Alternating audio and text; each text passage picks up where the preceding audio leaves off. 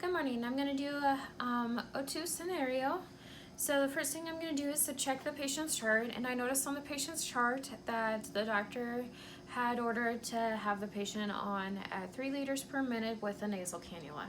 So when I'm ready, I'd gather my necessary supplies. So I have my nasal cannula, and I'd knock on the patient's door, and I'd say, "Hi, Mr. Johnson, my name is Amy and I'm a respiratory care student, and I have been ordered that you are needing to be placed on oxygen. I'm just going to check your ID band." So I check the patient's ID band, and then I'm going to wash my hands, dry them, and then I'm going to listen to the patient's lungs and everything, and then I'm also going to check their vital signs and chart down their pre-vital signs before I place on the nasal cannula. So when I'm ready, I'll get my nasal cannula ready. And I'm going to make sure it's not kinked or anything, doesn't touch the floor. I'm going to set it up to the oxygen source. And I'm going to set it at the 3 liters per minute that the doctor has ordered. And I'm going to also make sure this is not kinked, it's kind of twisted, so I'm going to make sure it's not twisted.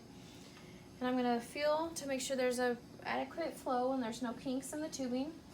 And I'm going to place it over the patient's head, and I'm going to have them place it into their nose, behind their ears there. And then I'm going to give the patient the instructions of what to do with the nasal cannula. So with the nasal cannula, I ask that you leave it in your nose, even if you get some dryness. If you get dryness, we can always put something on there. Please do not put any Vaseline in with the nasal cannula, as it can cause combustion with the oxygen. And then if you remove it every time off of your face, it can cause sores on the back of your ears. I placed on a no smoking sign on the door, so that way everybody that comes into your room knows that there should be no smoking around you when you're on oxygen. I'll come back in a little bit and check on you.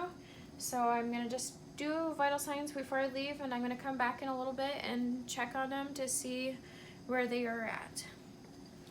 Alright, so I had come back in the room, and I noticed that their O2 is not being very stable and they're breathing more out of their mouth, and so I'm going to change them to a Venturi mask to give them that set FiO2 that they need to have at. So I'm going to get the Venturi mask ready. So here I have a Venturi mask, and we have it set at 3 liters per minute. So I need to make sure I have it around the percentage around the same. So I'm going to go around the 31%. That's the closest one to our 3 liters per minute. So I'm going to place this on to the Venturi mask. I'm going to get the tubing ready. That way it's ready to go.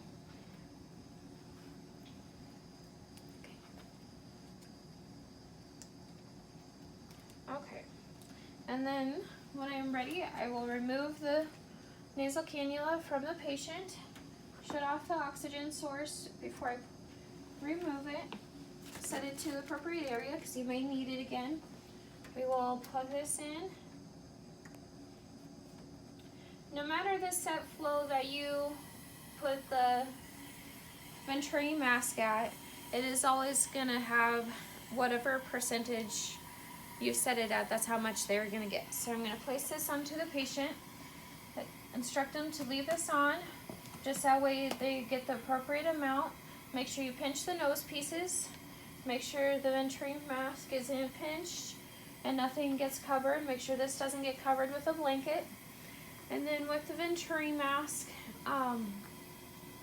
they have to make sure that everything is positioned properly with the patient, and let them know that it is going to be a little noisier for the patient. And we will come back and recheck the vital signs and make sure they are okay, make sure they are getting the adequate oxygen, and then if they are, and then we'll keep them on that for a little while until they get back to being stable. And so I'll chart everything that I have done for the patient and let the doctor know.